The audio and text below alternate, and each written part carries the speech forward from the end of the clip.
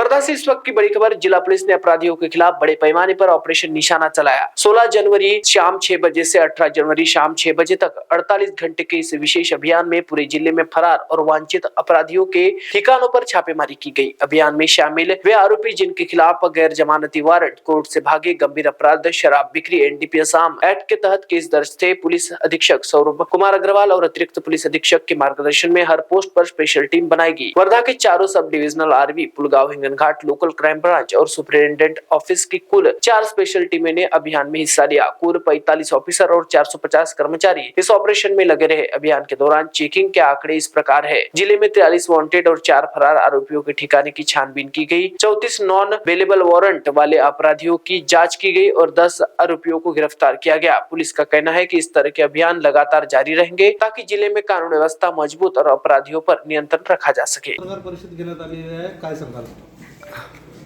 दिनांक 16 जनवरी ते 18 जनवरी पर्यंत वर्धा पोलिसांकडून एक सराईत आरोपी चेक करण्याची मोहीम राबवण्यात आली होती। सदर मोहीममध्ये ज्या लोकांना अटक करणे किंवा त्यांना ताब्यात घेणे आवश्यक आहे असे 123 लोकांची यादी आम्ही केली होती। त्यापैकी 116 लोकांना चेक करण्यात आले आणि त्यामध्ये ज्या लोकांवर एनपीडब्ल्यू प्रलंबित आहेत असे 10 लोकांना ताब्यात घेऊन त्यांच्यावर कायदेशीर कारवाई करण्यात आलेली आहे। यासोबतच जे सराईत गुन्हेगार आहेत, जे लोक ज्या लोकांवर मल्टिपल गुन्हे दाखल आहेत, त्यांच्यावर गंभीर प्रकारचे एनडीपीएस आणि आर्म्सचे गुन्हे दाखल आहेत असे टोटल 933 लोकांची यादी तयार करण्यात आली होती। यापैकी 866 लोकांना चेक करण्यात आले आणि यापैकी 602 लोक घरी मिळून आले।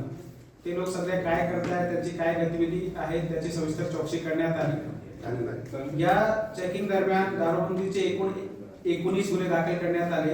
एक जुगारबंदीचा गुन्हा दाखल करण्यात आला। 2 फायर आर्म्स ऍक्ट प्रमाणे कारवाई करण्यात आली। तसेच आमच्याकडे जे सध्या हद्दपार आहेत, 40 लोक जे हद्दपार सध्या वर्धा पोलिसांनी केलेले आहेत, त्यापैकी 2 लोक जिल्ह्यामध्ये वास्तव्य करताना मिळून आले, त्यांच्यावर कायदेशीर कारवाई करण्यात आलेली आहे।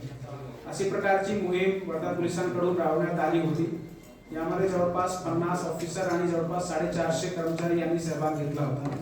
अशी प्रकारची मोहीम यापुढे पण वर्धा पोलिसांकडून राबवण्यात येणार आहे। महाराष्ट्र 224 के लिए वर्धा से सतीश काड़े।